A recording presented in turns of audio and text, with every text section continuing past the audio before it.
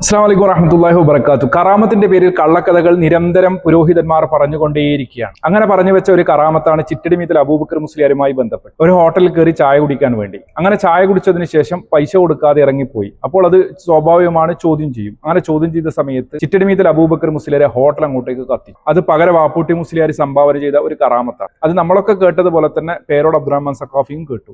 എന്തിനിങ്ങനെ കളവ് പറയണം? കളവ് പറയലാണോ ഔലിയാക്കളോടുള്ള സ്നേഹം? ഔലിയാക്കൾ ഇഷ്ടപ്പെടൂല, അവരെ അതപകേടാണത്, വലിയ പൊരുത്തക്കേട് പറ്റും, ഒരിക്കലും പറയാൻ പാടില്ല. അതുപോലെ ഔലിയാക്കളെ നിന്ദിക്കുന്ന വർത്താനം പറയാൻ പാടില്ല.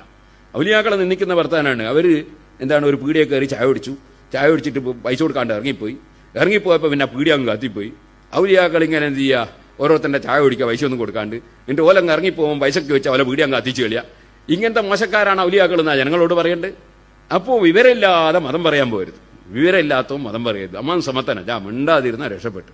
ആവശ്യമുള്ളത് മാത്രം പറയാം. ഒത്തില്ലാതെ പറഞ്ഞില്ലേ, ഇങ്ങോട്ട് വിവരക്കേട് ചെയ്താൽ തന്നെ അങ്ങോട്ട് വിവരക്കേട് പറയാതിരിക്കണമെന്ന് ഒത്തില്ലാതെ ഉപദേശിക്കുകയാണ് ഫതഹുർ റബ്ബാനിയിലെ.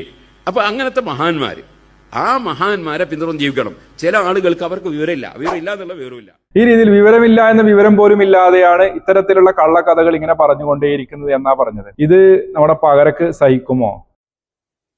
അടുത്ത് ഒരു പ്രസംഗത്തിൽ കേട്ടു, സിഎം വലിയുല്ലാഹി ഏതോ ഒരു ഹോട്ടലിൽ കയറി ആ ഹോട്ടലിൽ കത്തി എന്നൊരു കറാമത്ത് പ്രസംഗിച്ചത് എടുത്തിട്ട് ആ കത്തിയ കാര്യം പറയാൻ പാടില്ല.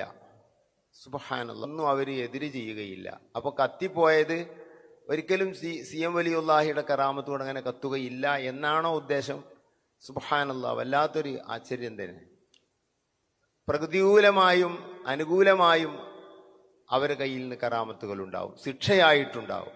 ഔലിയാക്കൾക്ക് ഇങ്ങനെ നല്ലത് മാത്രം ചെയ്തു കൊടുക്കുക, അങ്ങനത്തെ ഒരു നിയമമൊന്നുമില്ല. ആ കറാമത്ത് ചീറ്റിപ്പോയി എന്നുള്ള ബേജാറിൽ നിന്നാണ് പാവം ഇങ്ങനെയൊക്കെ സംസാരിച്ചത്. ഈ പകരവാപ്പുട്ടി മുസ്ലിയാർ ആളത്ര ചില്ലറക്കാരനൊന്നല്ല, ഒരുപാട് സ്വപ്നങ്ങളൊക്കെ കണ്ട വ്യക്തിയാണ്. അദ്ദേഹത്തെ കുറിച്ച് വഹാബ് സഖാഫിക്ക് എന്തൊക്കെയോ പറയാനുണ്ട്. ബഹുമാനപ്പെട്ട പകര ഉസ്താദ് മതത്തിന്റെ പേരിൽ മതവേദികളിൽ വെച്ചു പറഞ്ഞ ഓരോ അക്ഷരങ്ങൾക്കും അത് ഇസ്ലാമിക പ്രമാണങ്ങളുടെ പിൻബലത്തിലുള്ള മതവിശ്വാസങ്ങളാണ് എന്ന് സ്ഥാപിക്കാൻ പറ്റിയ, തറവാട്ടിൽ ജനിച്ച ആർജവത്വമുള്ള, കുലമഹിമയുള്ള, തന്റേടമുള്ള, ആണത്തമുള്ള രീതിയിൽ അത് മുഴുവനും പകര ഉസ്താദിന് സ്ഥാപിക്കാൻ കഴിയും. അതുകൊണ്ട് തൽക്കാലം ഇതൊന്നും ജൽപ്പനമായി താങ്കൾ കൂട്ടേണ്ടതില്ല.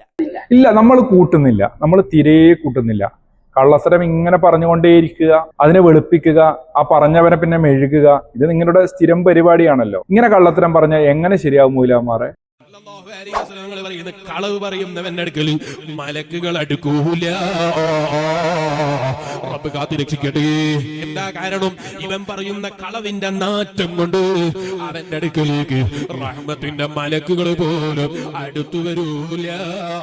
ഇവൻ പറയുന്ന കള്ളത്തരത്തിന്റെ നാറ്റം കൊണ്ട് മലക്കുകൾ പോലും അവന്റെ അടുത്തേക്ക് വരില്ല എന്നാ പറയുന്നത്.